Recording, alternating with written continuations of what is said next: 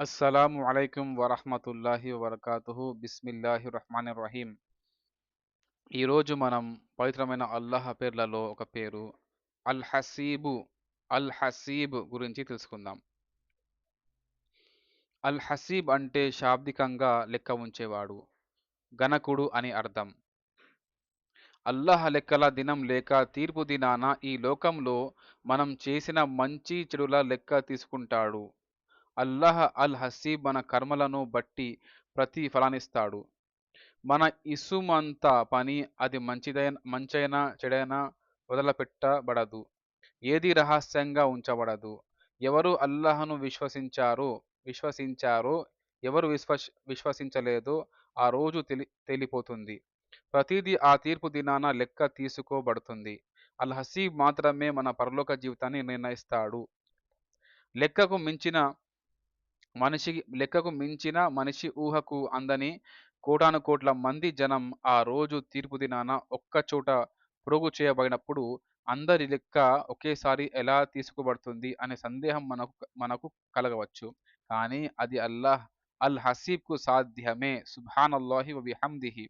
అది ఎలా అంటే ఈ ప్రపంచంలో మనుష్య జాతే కాదు, మనం చూసేవి చూడలేనివి ఎన్నో రకాల జీవులకు ప్రాణులకు నింగిలో నేలపై నీటిలో అవి ఎక్కడున్నా వాటికి ఒకేసారి ఆహారాన్ని సమకూరుస్తున్నాడు ఆ స్వామి పోషకుడు అయిన అల్లాహ్. సుబ్హానల్లాహి వ బిహమ్దిహి. మరి ఆ లెక్క తీసుకోవడం కూడా ఆయనకు ఏమాత్రం లెక్కలోని విషయం కాదు. మానవ జీవితం మేధ పరిమితమైనవి. మనం కొంతకాలం మాత్రమే ఈ ప్రపంచంలో జీవించగలుగుతాం. కొంత మేరకు మాత్రమే ఆలోచించగలం. అలాగే మన దృష్టి, వినికిడి పరిమితమైనవి. అల్లాహ్ వీట వీట అల్లాహ్ వీటన్నిటికీ అతీతుడు. ప్రతీదీ ఆయనకు సాధ్యమే. కాబట్టి అలాంటి శక్తిమంతుడు, మహిమాన్వితుడు మహిమాన్వితుడు మన సృష్టికర్త, పోషకుడు, తీర్పు దినానికి యజమాని అయిన ఒక్క అల్లాహ్ అల్ హసీబ్‌ను మాత్రమే విశ్వసించి ఆయన్ని ఆరాధించడమే మనిషికి అన్ని విధాలా శ్రేయస్కరం.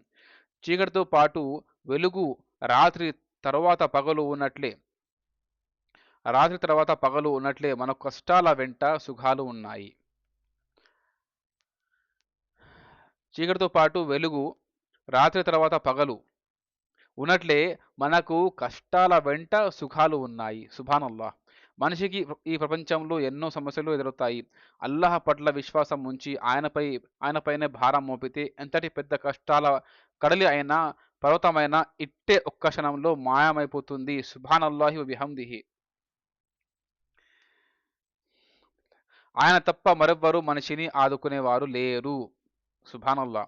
ఆయన తప్ప మనల్ని రక్షించేవాడు ఎవరూ లేరనే రహస్యాన్ని మన మనస్సుల్లో పాదుకునేలా చేయాలి ఇన్షాల్లా. ఈ విశ్వాసం మన తుది శ్వాస వరకు ఉంటే ఇన్షాల్లా మన జీవితం సాఫీగా, సజావుగా ఈ లోకంలోనూ సాగిపోతుంది. పరలోకంలోనూ మంచి ప్రతిఫలం ఉంటుంది. విశ్వసించిన తన దాసుల్ని ఆయన ఎన్నడూ వదిలిపెట్టలేదు. సుబ్హానల్లాహ్. అల్లాహ్ మనల్ని అన్ని విధాలా ఆదుకోవడానికి మన వెన్నంటే ఉన్నాడు. అల్లాహ్ ప్రతి దానికి లెక్క తీసుకుంటాడు. అల్లాహ్ ఆయన తప్ప వేరే దైవం లేడు. ఆయన మీ అందరినీ ప్రళయం దినం నాడు సమావేశపరుస్తాడు. అది రావటంలో ఏ మాత్రం సందేహం లేదు. అల్లాహ్ మాట కంటే మరెవరి మాట నిజం కాగలదు. దివ్య ఖురాన్ సూర నెంబర్ 4 ఆయత్ నెంబర్ 86, 87. అస్సలాము అలైకుం వరహ్మతుల్లాహి వబర్కాతుహు. జజాకల్లాహు ఖైరన్.